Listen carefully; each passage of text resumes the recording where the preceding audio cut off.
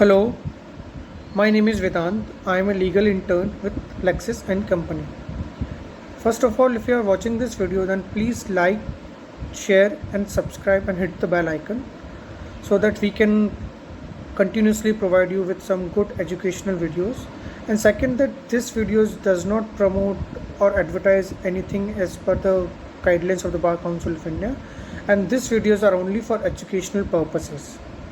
So, in yesterday's video, we have learnt about what is doctrine of pleasure, how it came into existence, and how the civil servants work at the pleasure of the president or the governor as the case may be.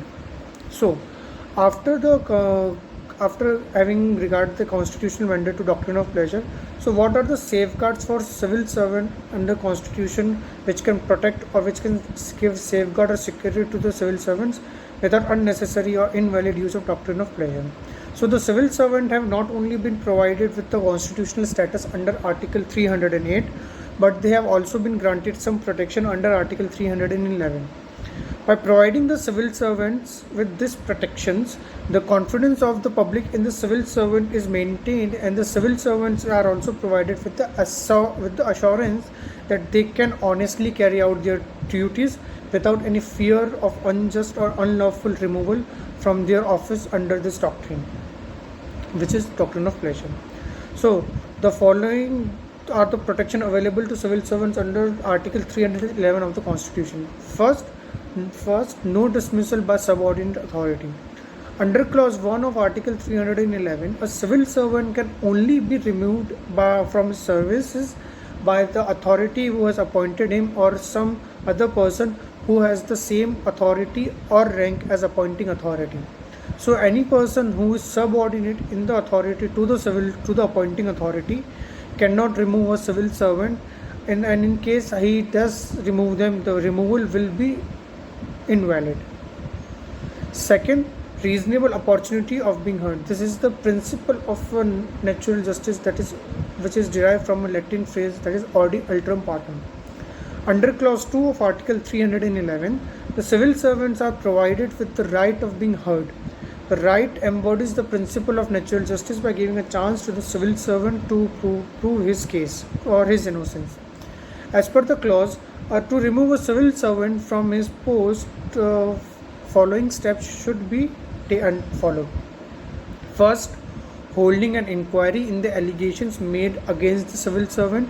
This inquiry is known as departmental inquiry or in-house inquiry. Second, providing the accused civil servant with the information about what charges have been leveled against him or her. And third, providing such a civil servant with a reasonable chance of being heard in the case. This protection is very important because under this article, the civil servant is provided with a reasonable opportunity of being heard. While the clause mentions reasonable opportunity, it does not define its meaning. When no clarification is provided for the meaning of reasonable opportunity, it appears to be ambiguous protection because there is no method to determine whether a civil servant was provided with reasonable opportunity or not. Thus, the meaning of the reasonable opportunity has not been taken in the same meaning as the principle of natural justice are understood.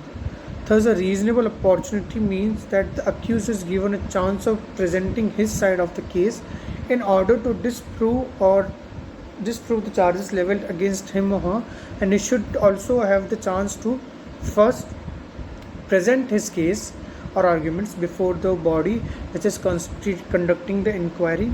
Second, giving his statement as a witness. Third, listen to the statements of witness against him. And fourth, cross-examine the witnesses. When such an opportunity is denied or is provided when is provided to civil servant, the requirement of reasonable opportunity is being afforded to him will be fulfilled under the doctrine. So this were the protections given to the civil servant, but who has this protection? Which means that which are the officers or the civil servant has this protection under the Constitution. While this protection are provided to the people working for the government, all the government servants and cannot avail of these protections. Thus, only certain people have the right to be protected under the provision of Article 311. The following are the people have right to be protected under Article 311. These are the members of first, civil service of the Union; second, All India service; third, civil servant of any state; and fourth, people who hold a civil post under the Union or any state. By the word civil service, it has been made clear that the members of the armed forces are not part of the servants who are covered under the Constitution, who are covered under the provision of the Constitution related to the civil servants. In the case of Purushottam Lal Dhingra versus Union of India, it was held that the protection provided under Article 311 to the civil servants include permanently employed civil servants as well as temporarily employed civil servants. So this was all about the protection being awarded to civil servant under the Constitution and how they can save themselves from the doctrine of pleasure.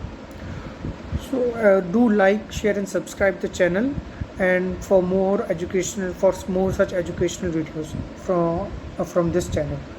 Thank you.